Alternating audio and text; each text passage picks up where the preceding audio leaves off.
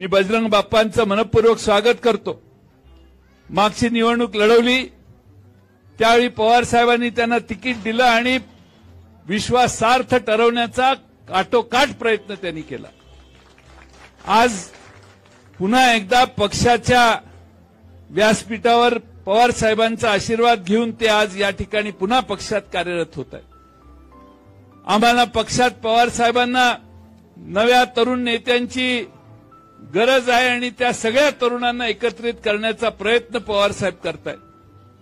आणि तो प्रयत्न करत असताना जे नवीन चेहरे येतील, जे तरुण काम करू इच्छितात, ज्यांना जिथं ज्या स्तरावर काम करायचंय तिथं काम करण्याची संधी देण्याचा पवार साहेबांचा मानस आहे।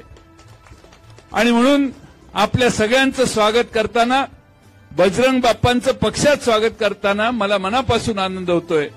आज पवार साहेबांच्याकडे महाराष्ट्रात सगळीकडे बघितलं जातं, ते एका वेगळ्या आशेने बघितलं जातं। पवार साहेबच या देशातली बाजू पलटू शकतात, बाजी पलटू शकतात, ही धारणा सामान्य माणसाची आहे। आणि म्हणून पवार साहेबांच्यावर महाराष्ट्राच्या जनतेचा प्रचंड विश्वास आहे, देशातल्या जनतेचा देखील प्रचंड विश्वास आहे।